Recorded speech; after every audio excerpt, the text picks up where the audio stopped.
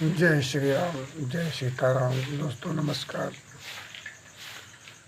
हमारे जितने भी प्रजापति भाई लोग हो, दोस्तों हमारे साथ बेईमानी हो गई है।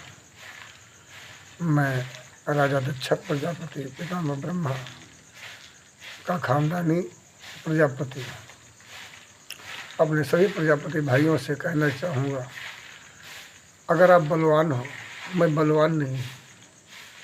आप पैसे वाले हो, मैं गरीब हूँ। आप गरीब हो तो हम किसी चीज़ से सम्राट हैं। किसी चीज़ के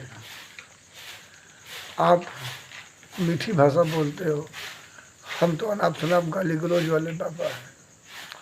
आपके अंदर अच्छे संस्कार हैं, अच्छा ज्ञान है। हमारे अंदर बंदर जैसी उछल कूद है, हनुमान जैसी हरकतें हैं। आप महान हो, हम अज्ञानी हैं।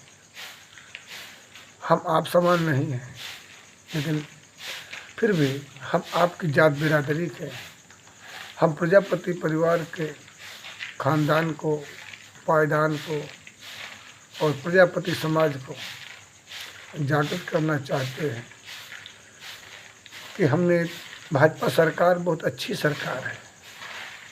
हम माननीय सम्माननीय आदरणीय योगी आदित्यनाथ जी बड़े अच्छे समाज के सुधारक हैं, बड़े अच्छे कार्यकर्ता हैं। लेकिन इनके पीछे कुछ ऐसे पाकिस्तानी लोग हैं जो भारत को खंड खंड करना चाहते हैं। पाकिस्तानियों के कहने से अपने आप को मुसलमान अपने आप को मत समझें। पाकिस्तानियों का मतलब है आतंक फैलाना, जिहाद करना, धर्म के रास्ते से समाज को भटकाना और जो चीज़ है नहीं उसका अस्तित्व का करना, और जो चीज़ है उसको न मानना, धर्म का शोषण करना।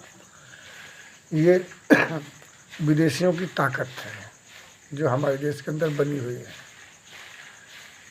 मुसलमान भाई हमारा धंधे पर और धर्म के रास्ते से वामपंथी, ये दो महापुरुष हमारे देश को नोच रहे हैं। धर्मद्रोह, देशद्रोह, समाजद्रोह, इस सभी द्रोह इन लोगों के ऊपर लगना चाहिए। कौन से लोग? जो समाज और देश के साथ गद्दारी करते हैं। भाजपा सरकार बहुत अच्छे कदम उठा रही है,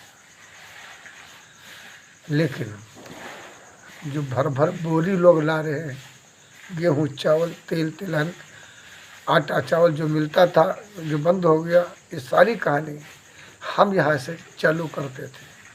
आज हम एक प्रसंग डालेंगे राशन खाद्य सामग्री का। बड़ी बारीकी से समझना, क्योंकि 30 वर्षों से हम इस कॉलोनी में रहते हैं, हमें एक दाना नहीं मिला। न हमारी इस कॉलोनी में 30 वर्षों से एक मकान था और दूसरा मकान हमारा, तब से पूरी कॉलोनी भर गई, लेकिन एक दाना सरकारी सुविधा किसी भी प्रकार की हम लोगों को नहीं मिली। हम लोग कीड़े मकोड़े की भांति यह जीवन बिता रहे हैं। हम भयभीत नहीं हैं, हम किसी से डरते नहीं हैं, लेकिन जिस सरकार के तहत हम काम करते हैं, उस सरकार के तहत एक औरत जो बेहुदा बदतमीजी करती रहती है और निजी ईर्ष्या देश के कारण वो हमें किसी प्रकार की सहायता नहीं लेने दे रही है। यहाँ लोग भर भर बोरी ला रहे हैं, ये हमारी देन है।